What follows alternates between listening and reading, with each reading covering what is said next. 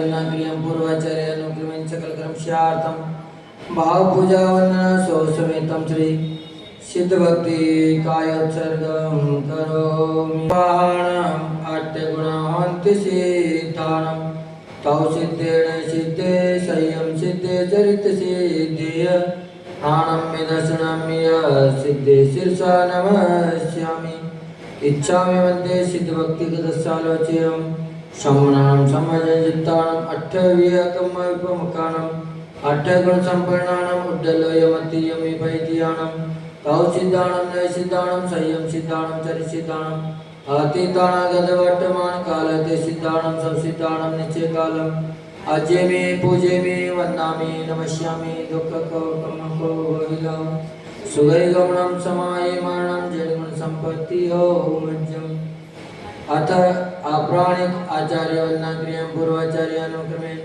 सकल कर्म सिद्धार्थं भाव पूजा वंदना सो समेतं श्री शुद्ध भक्ति कायोत्सर्गं करोमि।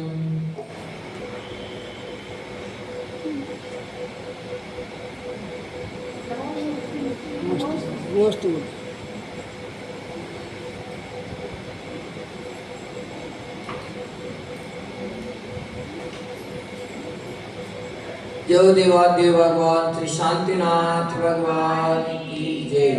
परम पूज्य राष्ट्रीय विश्वनाचार्य गुरुदेव विमल सागर जी महाराज की जय। जनागम पंथ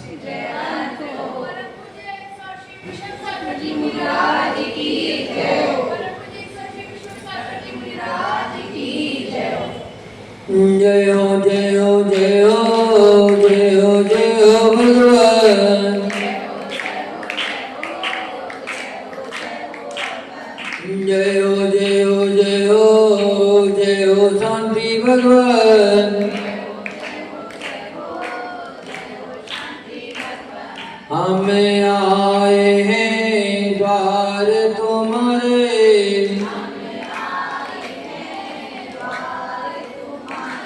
दे दो प्रभु जी हमें को सहारे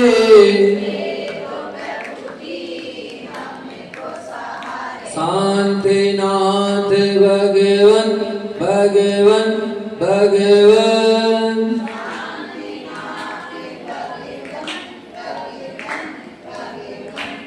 जय हो जय हो जय हो जय हो जय हो भगवान छवि वितरागी प्यारे प्यारे लागे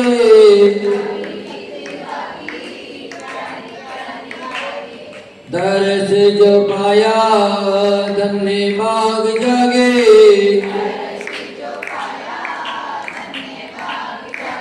चरणों करो नमन नमन नमन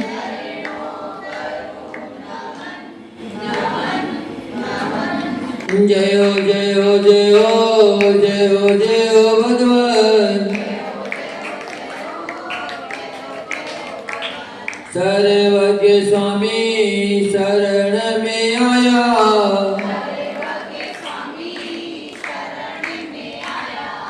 कहीं न मिला जो वह सुख पाया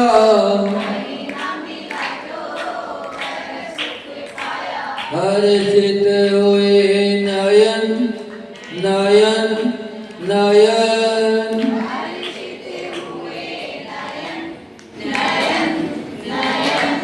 जय हो जय हो जय हो जय हो जय हो भगवान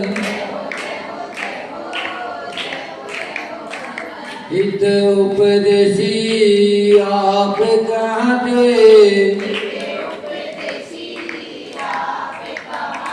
हम गुण गाने भक्त बन जाते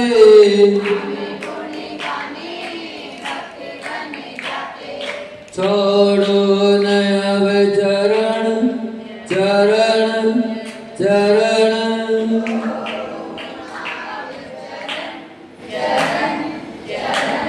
जय हो जय हो जय हो जय हो जय हो भगवान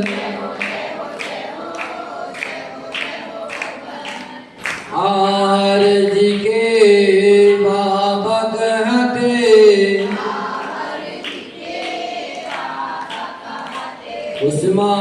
मानपुर के बाबा कहते,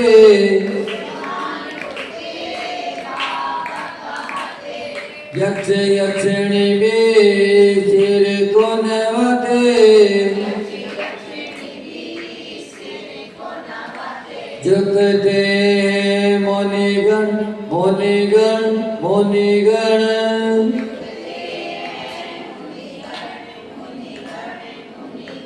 जय हो जय हो जय हो जय हो जय हो भगवान। जय हो जय हो जय हो जय हो भगवान। दुखिया हो कोई द्वार पे आए, हंसता हो आए द्वार से जाए, श्रद्धा हो पावन पावन पावन।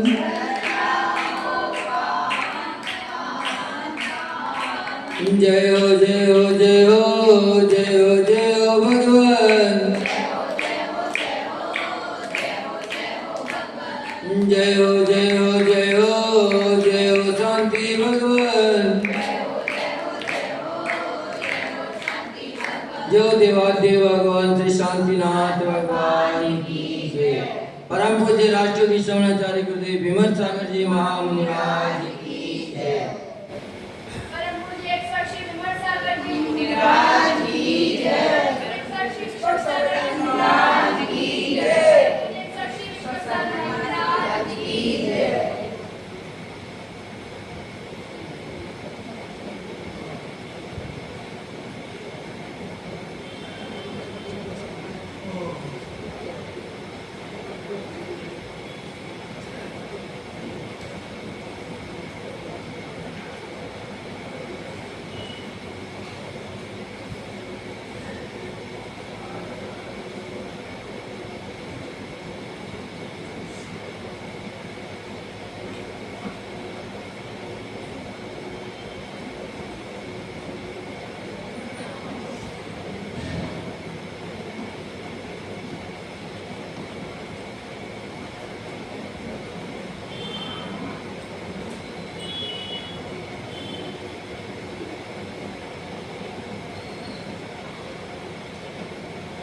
इस संसार में सभी जीव इच्छा के कारण ही दुख को प्राप्त हो रहे हैं। काय के कारण? और अरिहंत भगवान की इच्छा समाप्त हो गई, इसलिए वह दुखी नहीं है, वह व्याकुल नहीं है। उनका काम केवल ज्ञान को प्राप्त उन्होंने कर लिया है। पर जब तक इच्छा रहेगी तब तक अपनी आकुलता मिट नहीं सकती। व्याकुल प्राणी का द्वितीय स्वप्न है, दूसरा स्वप्न है इच्छा। इच्छा करने वाला व्यक्ति कभी भी सुख को प्राप्त नहीं हो सकता। जो प्राणी संपूर्ण इच्छाओं का मरण कर देते हैं वे कभी मृत्यु को प्राप्त नहीं होते, क्योंकि इच्छा का समाप्त हो जाएगी तो केवल ज्ञान की प्राप्ति हो जाएगी। प्राय देखा जाता है कि प्राण को निरंतर प्राय देखा जाता है कि प्राणी तो निरंतर मृत्यु को प्राप्त हो रहे हैं, किंतु इच्छा सदैव जीवित ही रहती है। इच्छा कभी भी मरती नहीं है, और जिनकी इच्छा मर जाती है उनका कभी मरण होता नहीं है। व्यक्ति कितना भी वृद्ध हो जाए, उसका बुढ़ापा आ जाए, इंद्रियां कितनी भी शिथिल हो जाए, लेकिन इच्छाएं तो हमेशा जवान रहती है, बलवती रहती है। ऐसे तुम कब तक मरते रहोगे? एक बार समस्त इच्छाओं को मार दो, जिससे तुम्हें अमृत अजर अमर अक्षय पद शाश्वत पद की प्राप्ति हो सके। जब अपन इच्छाओं का ही दमन कर देंगे तभी अपना अजर अमर अपन को पद मिल पाएगा, इसके पहले नहीं मिल सकता। इच्छाओं के समान अनंत इच्छाएं आकाश के समान अनंत हैं। किसके समान इच्छाएं? जैसे आकाश का कोई और छोर नहीं है, जहाँ तक देखते जाओगे वहाँ तक आकाश ही आकाश दिखेगा। क्योंकि 6 द्रव्यों में सबसे बड़ा अगर द्रव्य कोई है तो वह आकाश द्रव्य ही है।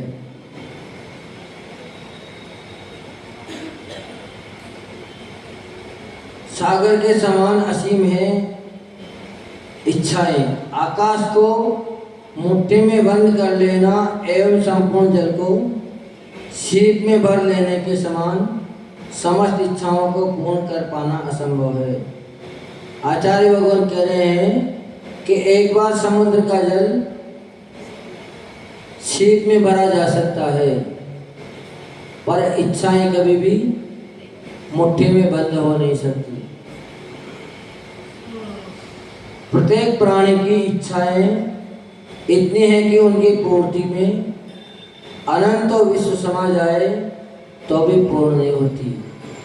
क्योंकि एक इच्छा जैसे पूर्ण होती है तो उसके साथ साथ 2 इच्छा दूसरी तैयार हो जाती है।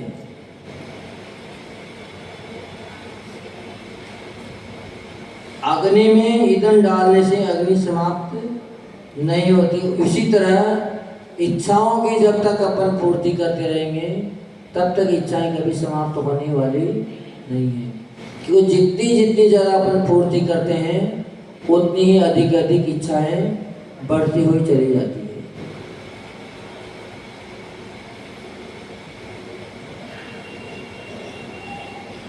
आचार्य भगवान एक उदाहरण दे रहे हैं कि कछुए की पीठ पर बालों का उगना और बालों की रस्सी बनना, अग्नि में कमल का खिलना,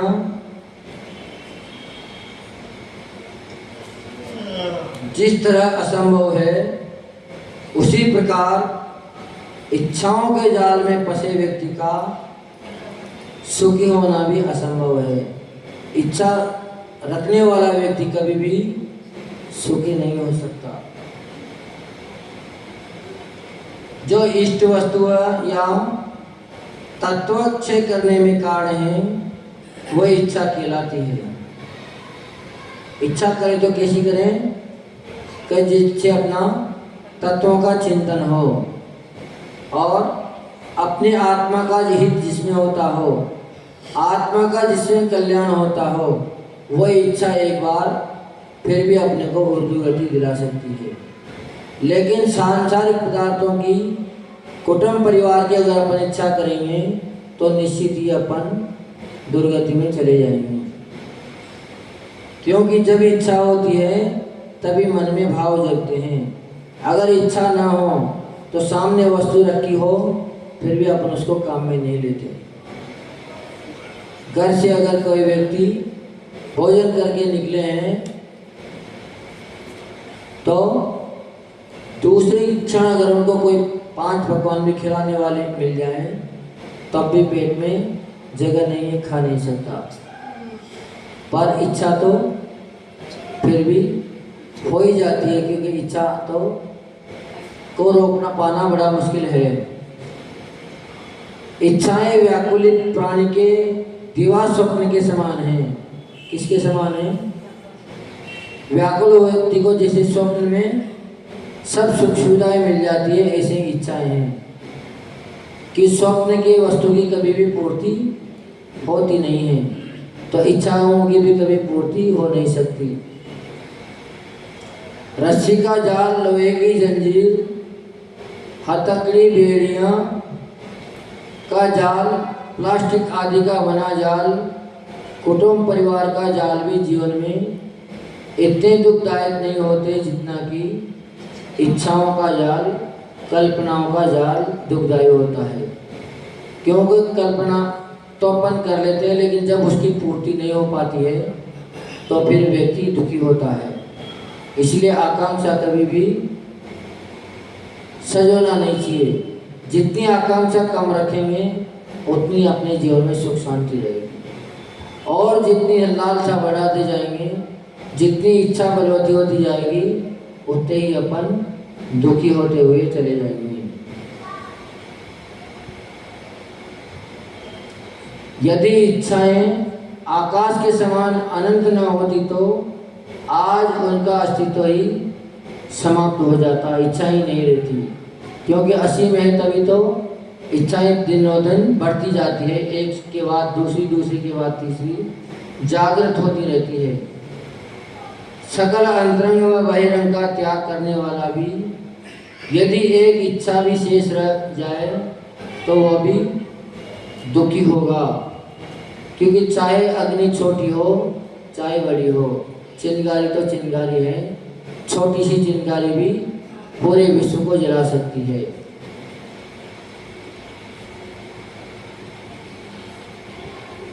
उसी प्रकार छोटी सी भी इच्छा अगर दिल में रह जाती है तो अपने को आकुल व्याकुल करती रहती है। इच्छाएं कांटे के समान हैं, जितनी अधिक इच्छाएं होगी मन और चेतना उतनी ही शूलों के जैसे दुख को प्राप्त होगी। जिसे शूल चुभ जाता है और वह निकलता नहीं है तो धीरे धीरे जब भी पैर रखेंगे तो हमेशा ही छुटता ही रहेगा। ऐसे ही इच्छाओं की कामना करने वाले को हर पल दुखी होना पड़ता है, क्योंकि संकल्प विकल्प उस व्यक्ति के चलते रहते हैं और जब तक संकल्प विकल्प चलेंगे तब तक इच्छाएं समाप्त हो नहीं सकती। यह परम पूज्य राष्ट्रयोगी श्रवणाचार्य गुरुदेव विमर्श सागर जी महामुनि महाराज की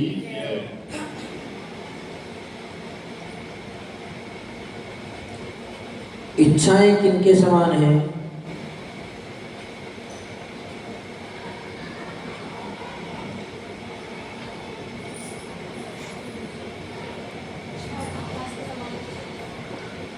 इच्छाएं आकाश और समुद्र के समान है। जैसे आकाश का कोई और छोर नहीं है वैसे इच्छाओं का भी कोई और छोर नहीं है।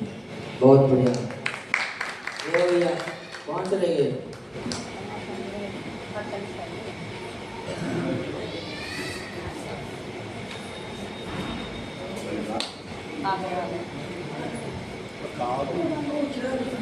चाय पीने लगे?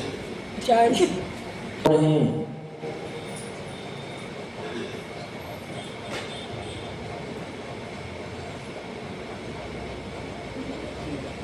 बताओ।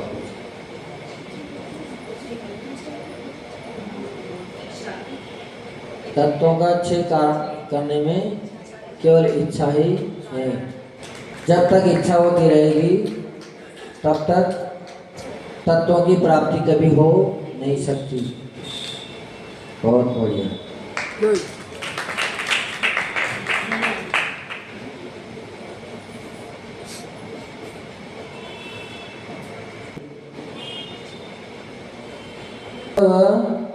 स्वभाव को प्राप्त करने वालों को क्या करना चाहिए?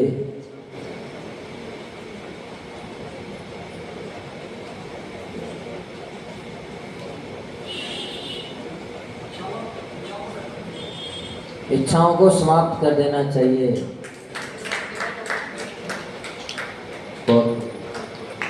जीवन में एक भी इच्छा शेष रह जाए तो क्या नहीं हो सकता?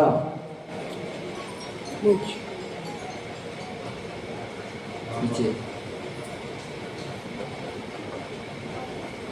हाँ,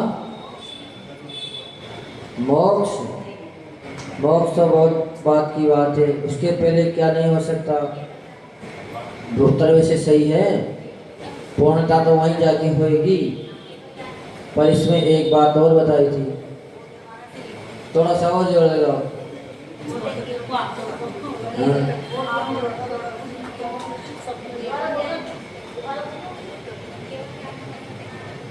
केवल ज्ञान नहीं हो सकता, क्यों? जब तक संकल्प विकल्प रहेंगे केवल ज्ञान नहीं होगा, और केवल ज्ञान नहीं होगा तो मोक्ष हो ही नहीं सकती। चलो बहुत बढ़िया।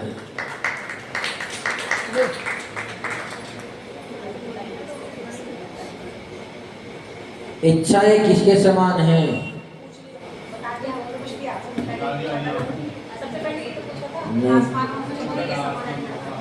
हाँ हाँ, चलो ठीक है।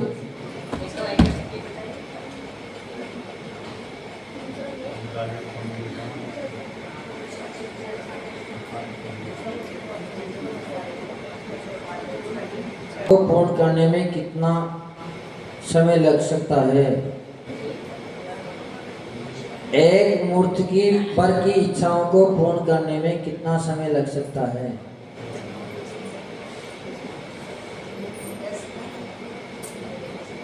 हाँ? बताओ दादी।